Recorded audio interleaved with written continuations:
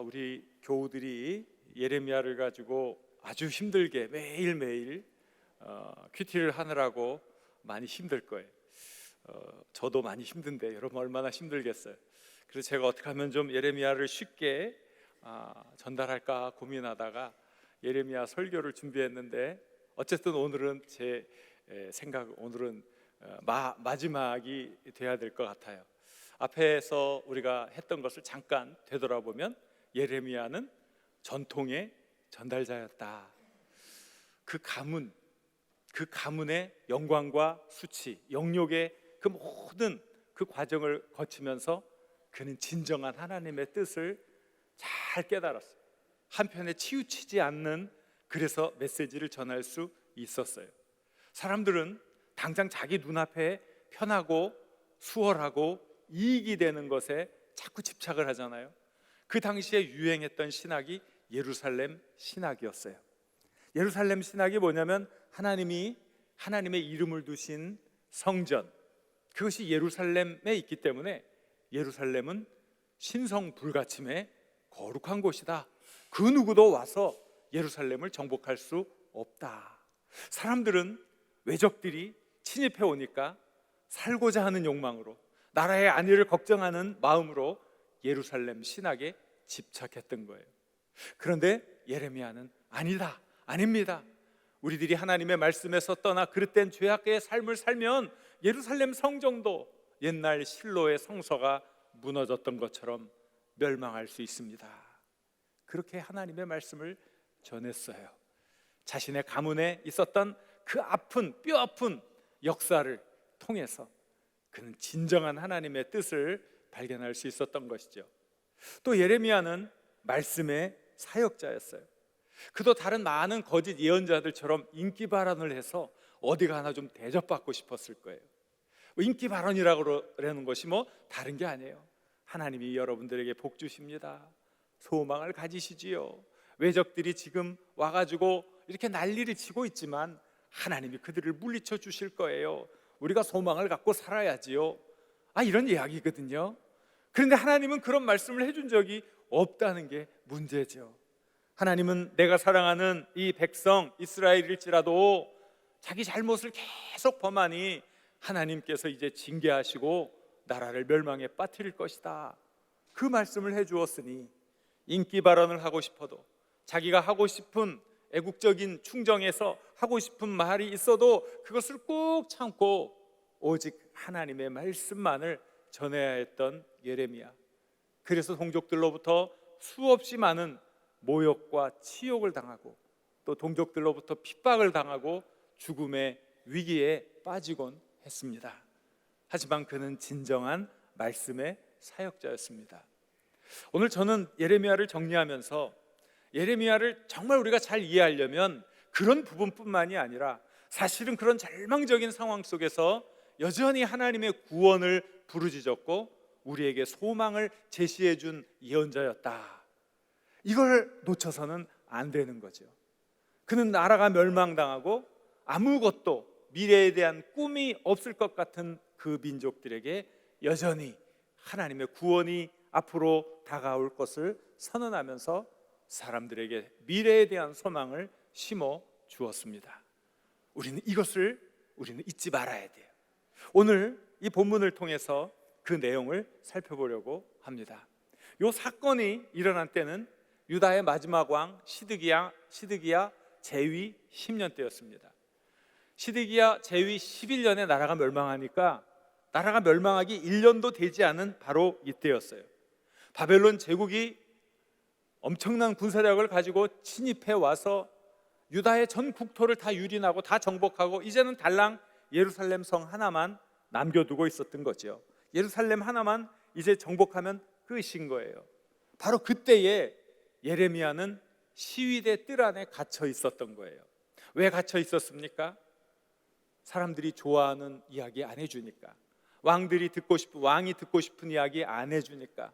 왕은 무슨 이야기가 듣고 싶어요? 하나님이 구원해 주실 겁니다. 하나님이 이 거룩한 도성을 지켜주실 겁니다. 하나님이 이 적군을 물리쳐 주실 거예요. 이런 이야기를 했으면 얼마나 좋겠어요. 그런데 예레미야는 맨날 하는 얘기가 이 나라가 망한다, 왕도 포로로 끌려간다, 그러니까 왕이 속이 뒤틀린 거예요. 너무 예레미야를 미워하고 죽이려고 했던 거예요. 시위대 뜰 안에 가두어두라고 했던 거예요. 바로 이때에 하나님의 말씀이 예레미야에게 임합니다. 너의 사촌 하나멜 있지 않니? 그 하나멜이 너한테 와서 아나돗에 있는 밭을 사라, 그렇게 제안을 하면 너는 그 밭을 사라. 하나님의 명령이었어요. 얼마 지나지 않아 사촌 하나멜이 왔어요. 그리고 예레미야에게 말합니다. 너는 베냐민 땅 아나돗에 있는 나의 밭을 사라. 기업의 상속권이 내게 있고 물을 권리가 내게 있으니 너를 위하여 사라. 그러는 거예요. 이게 우리의 문화, 우리의 전통하고는 다소 좀 거리가 있기 때문에 도대체 이게 어떤 배경에서 나온 말일까 우리 잘 모르잖아요. 근데 이것은 고대 이스라엘의 사회의 아주 중요한 관습법 가운데 하나였어요. 이 사람들이 처음에는 애굽에서 종살이를 했잖아요. 하나님이 이들을 구원해 주셨어요. 그래서 약속의 땅 가나안에 정착하며 살게 해주었어요. 사람이 살아가려면 생산수단이라는 게 있어야 되잖아요. 이제 생산수단. 그러니까 이 사람들이 다 잘 살 수 있도록 지파마다 또 그 지파에 속한 족속, 또 그 족속 밑에 있는 가문, 다 그 사람들이 살 수 있는 생산수단인 땅을 분배해 주었던 거예요. 그러니까 모든 사람들이 약속의 땅 가나안 땅에 들어와서 자기 가문에 속한 땅을 분배받고 거기서 살게 된 거예요. 그런데 그런 가정 중에 어떤 사람이 결혼을 해가지고 사는데 아들을 낳지 못하고 죽는 경우가 있는 거예요. 아들이 없다는 얘기는 상속자가 없다는 얘기죠. 딸들은 다른 곳에 시집가면 어떻게 됩니까? 그 가문의 대가 끊기죠. 그 가문의 재산이 사라져버리죠. 이걸 방지하기 위해서 이 법이 생기기 시작한 거예요. 그 죽은 사람 중에 가장 가까운 친척이 사랑하는 사람이 여기 있을지라도 이 사람하고 결혼 못해요. 그리고 이 죽은 사람의 미망인과 결혼을 해야 돼요. 그래서 아들을 낳으면 내 아들이 아니라 몸 DNA는 내 아들이지만 그 당시의 사회적 법으로는 죽은 사람의 아들이 되어서 그 가문의 재산을 그대로 유지하고 그 가문의 명맥을 유지해 주었던 거예요. 그러니까 재산을 잃을 때도 마찬가지. 어떤 사람이 불성실하게 살았든 아니면 열심히 살았는데 사오분이 따르지 않아서 그 땅을 잃게 되는 경우가 있지 않습니까? 그런데 이 땅이 자기 가문에 속하지 않은 먼 사람에게 가면은 다시는 이 땅을 되찾을 수가 없는 거예요. 그래서 이 위기에 처한 사람이 땅을 팔아도 그 땅을 살 수 있는 권리는 누구에게 있냐면 가장 가까운 친척에게 땅을 먼저 사라고 하는 권리가 있는 거예요. 그래서 이 땅을 사는데도 1순위, 2순위, 3순위, 아파트 청약 통장 1순위, 0순위 이런 듯이 이게 여기에도 다 있는 거예요. 이게. 그래서 우리가 성경에도 보면 어떤 사람이 죽은 이의 기업을 물어주고 그 사람의 미망인과 결혼해서 아들도 낳아준 아주 착한 사람이 있어요. 이 사람 이름이 3글자, 어떤 사람 1글자라고 룻 그러는데, 룻은 그 미망인이고 보아스잖아요. 보아스. 그러니까 보아스가 바로 그 가문의 미망인인 이 룻과 결혼해서 아들을 낳아주고 그 집의 가문을 잃어버렸던 그 밭과 땅을 다 회복시켜 준 거예요. 이런 사람을 기업 물을 사람, 고엘이다 이렇게 얘기를 하는 거예요. 그러니까 이 한 가문이 사라지는 것을 막기 위해서 고대 이스라엘은 이 수원법이라고도 하고 기업 무르는 법이라고도 하는 이 법을 통해서 그 사회 시스템을 잘 유지해가고 있었던 거예요. 그러니까 이런 일을 하는 것은 아무도 이상하다고 여길 일이 아니죠. 그러니까 하나멜이 예레미야에게 와서 아나돗에 있는 내 밭을 사십시오 하고 한 것은 전혀 이상한 일이 아니라는 거예요. 그런데 앞뒤 상황을 잘 생각해 보면 이 사촌 하나멜이 한 행동은 정말로 괘씸하기 짝이 없는 행동이라 이거예요. 왜 그럴까요? 여러분 한번 머리가 있으니까 한번 생각해 보세요. 제가 쉬운 예를 하나 들어볼게요. 이 예를 제가 만드느라고 많이 궁리를 했어요. 그러니까 잘 이해가 될 거예요. 어떤 사람이 저한테 별로 친하지도 않는데 저한테 와가지고 저한테 좋은 땅을 팔겠다고 하는 거예요. 요즘 시세가 한 평당 100만 원인데 저한테는 100분의 1 가격인 한 평당 얼마? 10,000원이잖아. 100분의 1이니까 10,000원에 사게 해주겠다. 그러는 거예요. 그리고 다른 사람은 200평, 300평밖에 팔지 않지만 저는 특별히 장석교회 담임 목사니까 많이 특혜를 베풀어서 1,000평을 사주겠다. 1,000평을 사도록 해주겠다. 따져보니까 얼마가 있으면 1,000평을 살 수 있어요? 1,000만 원. 계산 잘하시네요. 솔깃하잖아요. 야, 잘됐다. 하나님이 내게 큰 복을 주시나 보다. 이 기회를 놓치면 안 되겠지. 그래도 제가 그 사람한테 아이고 그 땅에 관심이 있으니까 한번 그 땅을 좀 보러 갑시다. 땅 보러 갑시다. 그랬더니 그 사람이 하는 얘기가 땅을 보여줄 수가 없어요. 그러는 거예요. 아니 땅을 판다고 하면 땅을 보여줘야 될 것 아닙니까? 그랬더니 그 사람이 하는 얘기가 그 땅이 글쎄 북한에 있어요. 북한에. 여러분 이게 말이 됩니까? 아니 북한에 있는 땅을 어떻게 팔아먹으려고 그래요? 말도 되지 않잖아요. 지금 이 하나멜이 예레미야에게 제안한 게 딱 요거하고 같은 상황이란 말이에요. 지금 바벨론 군대가 전부 다 여기를 정복하고 예루살렘 성 하나가 남은 거예요. 아나돗은 저쪽 바깥에 있는데 이미 바벨론 군대가 정복하고 있는 그곳이었어요. 유대인들은 쓸 수 없는 땅, 접근할 수도 없는 땅, 그런 땅인데 그걸 팔라고 하는 거예요. 그런데 예레미야가 어떻게 했어요? 우리 아까 성경 읽었는데 어떻게 했어요? 그 땅을 적법한 절차에 따라 증인까지 세우고 돈을 아주 넉넉히 쳐가지고 다 그 돈을 주고 그 땅을 샀단 말이에요. 이런 사람을 뭐라 그래요? 그렇죠, 바보라 그래요. 2글자로, 4글자로 천치 바보. 이런 사람이에요. 이런 사람. 뭔가 이게 이상하지 않아요? 왜 예레미야는 이렇게 했을까요? 하나님이 그렇게 하라고 하시니까. 그런데 이 하나님이 하라고 하신 이 일이 납득이 됩니까? 납득이 안 되죠. 왜 하나님은 비이성적인 그런 일들을 우리로 하여금 하라고 할까요? 그 명령에는 어떤 의미가 있을까요? 여기에 어떤 믿음의 깊은 의미가 담겨 있는 거죠. 우리가 예수님을 믿고 하나님을 믿고 살아간다는 것은 내 의지, 내 생각, 내 이익을 위한 삶이 아니라 하나님의 깊으신 뜻을 수행하면서 살아간다는 것이 여기에 담겨 있는 정말 귀한 진리라고 생각을 해요. 그러므로 우리는 이 말씀 속에서 나의 신앙의 생활을 돌아봐야 돼요. 하나님이 무엇을 원하시는지, 진정한 신앙생활은 무엇인지, 나는 과연 이제까지 바르게 신앙생활을 해왔는지 그것을 살펴보아야 되는 거예요. 이 놀라운 상황 속에, 이 놀라운 일들 속에 담겨있는 의미가 무엇일까요? 정말 중요한 의미는 무엇이냐면요, 예레미야는 회복시켜 주실 하나님의 계획을 깨달았다는 거예요. 구원시켜 주실 하나님의 뜻을 알게 되었다는 거예요. 이게 정말 중요한데 15절에 그것이 나와 있어요. 15절 말씀을 우리 같이 한번 읽어보겠습니다. 만군의 여호와 이스라엘의 하나님께서 이와 같이 사람이 이 땅에서 칡과 밭과 포도원을 다시 사게 되리라 하셨다 하니라. 그러니까 내가 밭을 사야 된다 하는 얘기인데, 이게 무슨 뜻입니까? 사람들이 이 땅에서 집, 밭, 포도원을 다시 사게 되리라. 일상의 삶이 회복된다는 뜻이거든요. 멸망 앞에 놓인 그들에게 구원의 서광이 비치고 있다는 뜻이거든요.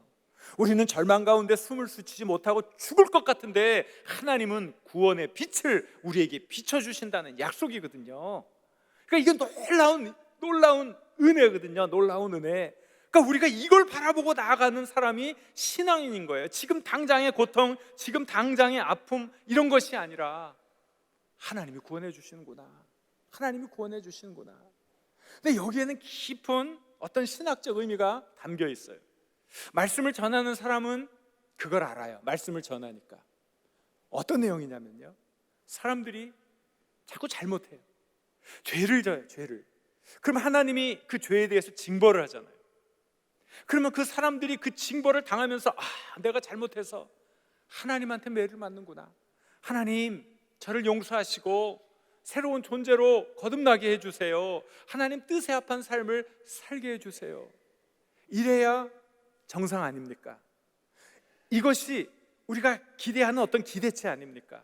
그러나 실제로 얼마나 많은 사람들이 야, 이것은 내 죄의 대가야, 앞으로는 내가 바르게 살아야지, 얼마나 많은 사람들이 그렇게 생각하고 그것을 받아들입니까?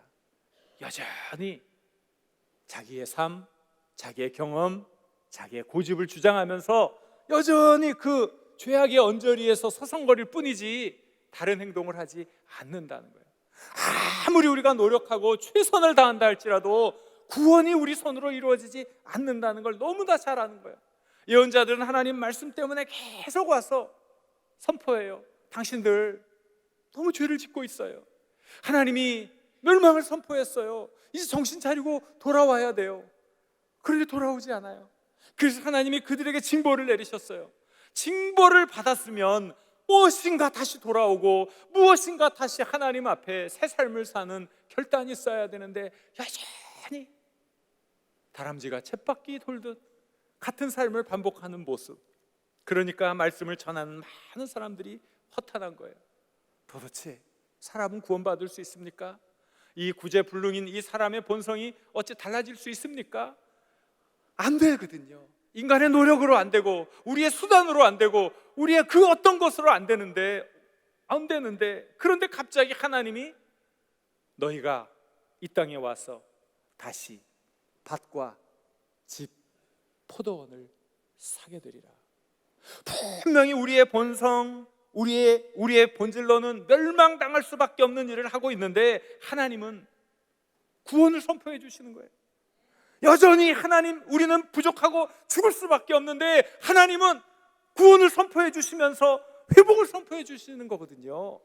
이게 도대체 뭐예요? 이게 하나님의 은혜인 거죠. 그러니까 이 31장에 보면 하나님께서 이제 너희들에게 새 언약을 내가 맺어주겠다 그래요. 새 언약이라는 것은 옛 언약이 있는 거 아니에요? 올드가 있으니까 뉴가 있는 거 아니에요? 뉴. 그러면 그 올드, 옛날 옛 언약이 무엇이에요? 이스라엘 백성들이 애굽에 있는 거 구원해주고 그 처량한 사람들에게 하나님이 큰 은혜를 베풀어 주셨어요. 계약의 당사자가 되게 했어요. 그래, 너와 내가 계약의 당사자로 계약을 맺자. 나는 너의 하나님이 되고 너는 나의 백성이 되는 거룩한 계약을 맺자. 이렇게 귀한 계약을 맺었어요. 하지만 이스라엘 사람들은 가나안 땅에서 이방의 여러 가지 신들을 섬기면서 하나님을 떠나 배반했어요. 죄악된 삶을 살았어요. 물질 만능주의에 뒤덮여서 하나님을 믿는다고 하면서 양심을 속이는 짓을 서슴지 없이 했던 거예요. 그래서 하나님이 그들을 심판하게 되었죠. 그 인간의 본성, 변할 수 없는 그 인간의 악한 본성, 심판을 자초하는 그 본성을 어찌 변화시킬 수 있겠습니까? 도저히 안 되는 거죠. 도저히 인간으로는 도저히 안 돼. 그러니까 하나님이 이제 다시 계약을 세워줄게. 너의 가정에 다시 계약을 세워줄게. 이제 내가 너희하고 맺은 새 언약은 어떤 파피루스나 종이나 돌판에 새기는 계약이 아니라 너희의 마음에 새겨주는 계약, 새 언약을 말씀해 주시지 않습니까? 우리의 존재가 달라짐으로 구원을 받을 수 있도록 하나님께서 만들어 주셨잖아요. 특단의 조치. 그 특단의 조치가 무엇이겠습니까? 우리의 능력으로도, 우리의 기도로도, 우리의 그 무엇으로도 우리가 구원받을 수 없으니 하나님이 그냥 구원을 선포해 주시고 그 구원을 이루시기 위해 독생자 예수 그리스도를 이 땅에 보내주신 것 아닙니까? 그러므로 우리가 여전히 부족하고 여전히 모순투성이고 여전히 죄악 가운데 살고 있으면서도 예수 그리스도를 통해 그 구원의 은혜에 참여할 수 있는 것 아니겠습니까? 바로 이 놀라운 진리가 이 안에 담겨 있는 거예요. 예레미야는 바로 그것을 보았어요. 우리의 연약한 가운데도 하나님이 회복시켜 주시는구나, 하나님이 함께 해주시는구나, 하나님이 구원시켜 주시는구나. 여러분, 우리가 예수님을 믿는 이유가 거기에 있습니다. 우리의 본성은 여전히 악하고 우리가 할 수 있는 일은 아무것도 없지만 우리 하나님께서 우리 주님을 보내주셔서 예수 그리스도를 통해 구원의 길을 열어 주셨습니다. 그 예수님을 붙들 수 있기를 바랍니다. 그 예수님을 통해 구원의 은혜로 충만한 삶을 살 수 있기를 바랍니다. 그리고 또 이 일에는 또 다른 의미가 담겨 있지요. 이 밭을 샀다는 게 무슨 의미일까? 사실은 엄청난 낭비고, 세상적인 관점에서 보면 이렇게 계산을 못하는 사람이 있을까 답답해요. 역사를 보면 이 바벨론에 의해서 이 유다가 멸망하게 되는 게, 이 예루살렘 성에 들어가서 이 항전하던 사람들이 2년 정도를 버팁니다. 그런데 고립되어 있는 성에서 버티려면 뭐가 있어야 돼요? 제일 중요한 게 식량이잖아요. 식량, 무기, 식량, 인원, 병력 있어야 되는데 제일 중요한 건 식량인 거예요. 그런데 2년을 버텼어요. 2년. 먹을 게 있을까요? 없을까요? 없지요. 그래서 왕이 탈출을 시도하다가 붙잡힙니다. 그래서 이 끌려오죠. 그 비참한, 가장 참혹한 그 모습을 봅니다. 그게 뭐예요? 자기 몸에서 난 아들들을 눈앞에서 죽이는 거예요. 그 참혹한 광경을 목격하고 난 다음에 이제 너는 더 이상 비극적인 것은 이제 볼 게 없지, 이제 내 눈을 뽑아라. 두 눈을 뽑아라. 그 시드기야 왕이 자기가 보는 앞에서 자기 몸에서 태어난 왕자들이 다 죽는 모습을 보고 눈이 뽑혀서 끌려갑니다. 유다의 멸망이지요. 이 힘든 그 시기에, 그러면 이 예레미야가 산 그 아나돗에 있는 밭에 가볼 기회가 있었을까요? 없었을까요? 뭐 가볼 기회도 없었을 거예요. 그런데 왜 거기에 그렇게 투자를 했나요? 그럼 바보 같은 투자, 멍청한 낭비, 그런 것 아닙니까? 얼마나 큰 손해입니까? 그런데 예레미야는 바로 그 밭을 삼으로 하나님의 미래의 그 놀라운 섭리에 동참하게 되었던 거예요. 그 엄청난 상징 행동을 통해서 하나님이 무엇을 이루고자 하시는지를 사람들에게 알려줌으로 하나님이 펼쳐가시는 그 구원의 역사, 그 구속사에 참여하는 훌륭한 인물이 되었다는 거예요. 근데 바로 이것이 신앙인의 삶이에요.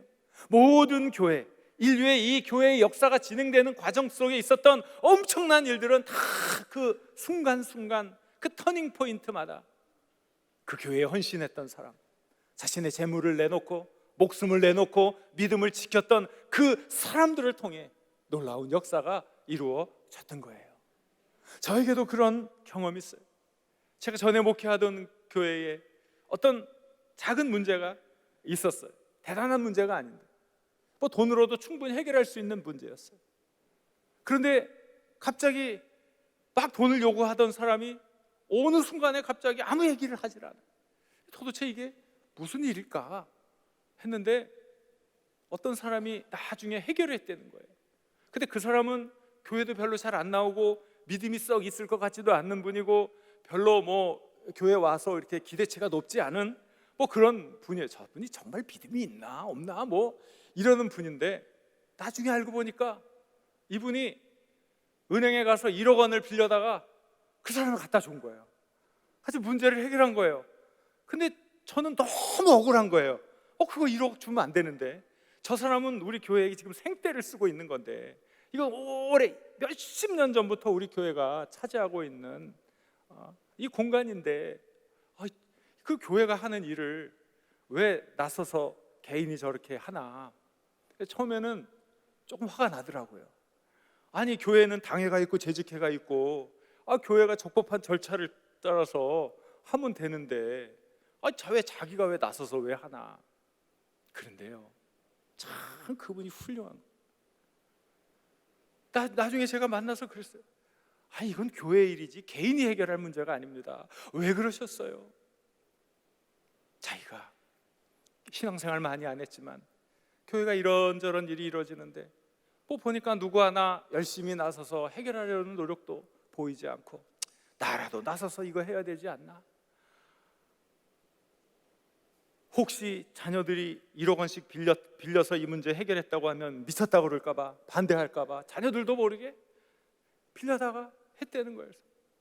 아니 어떻게 그렇게 많은 걸 할 수가 있겠습니까? 그래 다 안 줘도 되는데요. 누가 목사인지 누가 뭔지 모르겠어요. 하여간 근데 이제 그분이 하는 얘기가 그래요. 아니 뭐 사업하다 보면 가불도 하는데 뭐 내가 앞으로 평생 할 헌금 한 번에 다 했다고 하면 되는 거죠 뭘. 제가 충격을 받았어요. 제가 정말 많이 회개했어요. 하나님은 바로 이러한 사람들을 통해서 또 새로운 교회의 역사를 만들어가게 하셨구나. 참 귀한 일이지요. 우리는 오늘 그저 이 세상의 일에 너무 분주해. 이 세상의 모든 크고 작은 일 손해보지 않을까. 그 손해가 내게 도움이 안 될 것 같으면 나타나지도 않아. 그러나 내게 조금이라도 도움이 되면 또 다 얼굴 디밀고 나타나요. 얼마나 자기의 손해에, 자기의 이익에 민감한 행동을 하는지. 그런데 그것에 얼마만큼을 도대체 영원한 세계에 대한 관심, 영원한 세계에 대한 투자를 하고 있느냐 이거예요. 참 바보 같잖아요. 아니 느헤미야는 그렇게 생각이 없어. 그렇게 계산이 안 돼. 지금 이 시대가 어떤 시대인데, 나라가 멸망할 터인데 빨리 지금은 이 땅을 사는 게 아니라 이 땅은 가지고 빨리 현금으로 만들어 가지고 피난 가야지. 아니 있는 돈을 가지고 땅을 사면 어떻게 해, 이 바보 멍충이 같으니라고.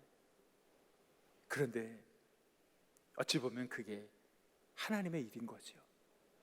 어찌 보면 교회 일이라는 게 그렇게 바보스럽고 그렇게 멍청하고 그렇게 계산이 안 되는 일인지 모르죠. 그러나 그 일을 통해 하나님의 역사를 이루어 가시는 거예요. 그 일을 통해 새로운 사람들에게 엄청나게 큰 새로운 미래를 열어주시는 거예요. 우리가 참된 신앙생활을 한다는 것은 잠시 이 세상적인 계산 방법을 내려놓고 하나님의 계산 방법을 바라보는 거죠. 하나님 뭘 원하십니까? 하나님은 제가 뭘 하기를 원하십니까? 사람들이 좀 이상하게 생각한다 할지라도 세상 것에 연연해하지 말고 영원한 진리를 붙잡으려고 기도하고 나아가는 것, 그것이 참된 신앙인의 삶이 아니겠습니까? 더 가치 있는 일, 영원한 일, 하나님이 기뻐하시는 일, 그 일에 여러분의 에너지와 인생을 쏟으시기를 우리 주님의 이름으로 간절히 축원합니다. 유다의 대부분 지역이 바벨론에게 정복됐어요. 예루살렘 성만 덩그러니 하나 남았어요. 이제 곧 예루살렘이 함락되기 일보 직전이었어요. 예루살렘 안에는 흉흉한 소문이 나돌고 있었어요. 그 안에 살고 있는 사람은 죽음의 공포에 잠도 제대로 자지 못하고 벌벌 떨고 있었어요. 모든 사람들이 산송장처럼 살고 있었어요. 바로 그러한 상황에서 예레미야는 아나돗에 있는 밭을 삽니다.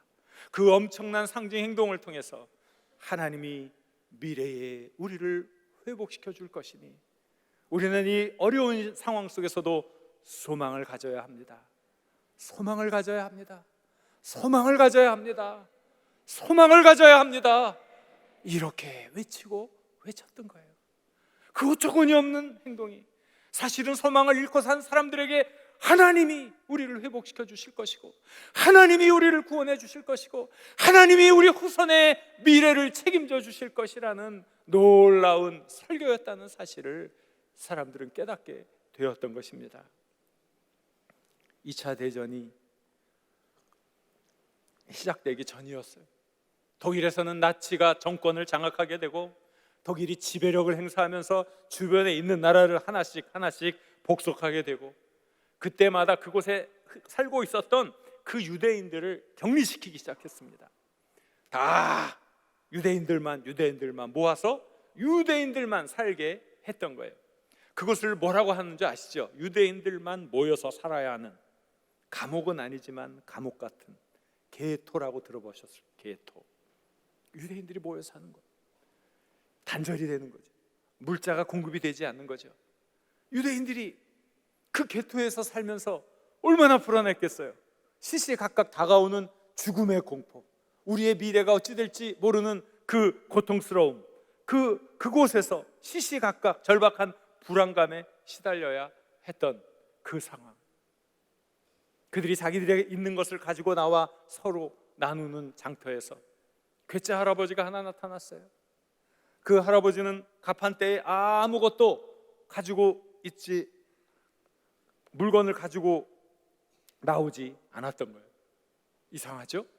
사람들이 묻습니다. 할아버지, 물건을 팔려면 물건을 가지고 나와야죠.